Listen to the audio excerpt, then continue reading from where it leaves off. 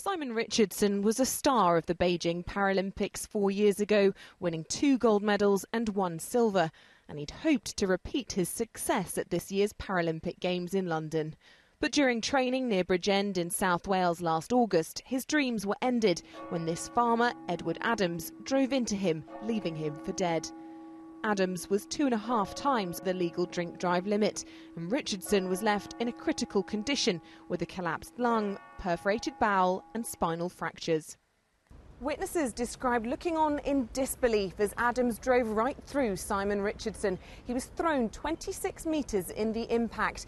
Adams admitted drink driving and failing to stop, but denied dangerous driving. But he was found guilty by a jury and has now been sentenced to 18 months in jail and also been given a 5-year driving ban. Handing down the jail term, Judge Mr. Justice Williams said, "The harm you have caused is serious," and added, "You showed a limited empathy for Mr. Richardson and no proper understanding of the consequences." It's the second serious cycling collision for Richardson. He was first disabled when a car hit him in 2001. So he hopes Adams' custodial sentence will send a clear message to motorists. We've used my profile as much as we can, because if it has been an average cyclist, you wouldn't be sitting here now, a year later.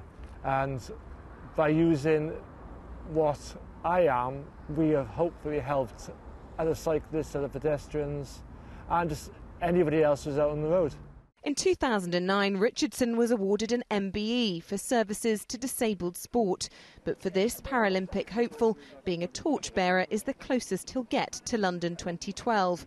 He hasn't been able to cycle again since the crash and says he finds watching the sport painful. It's difficult. I didn't watch much of the Olympics. I find watching any cycle sport at the moment difficult. I don't watch the Tour de France or the Giro, the Volta or anything like that, because even though it's not an event I would do, it reminds me of what I should be doing, because I should be racing at this time of year. The next fortnight will be particularly hard as other Paralympic athletes now chase his dream, while Adams will spend the next 1.5 years thinking about what he did. Isabel Webster, Sky News in Cardiff.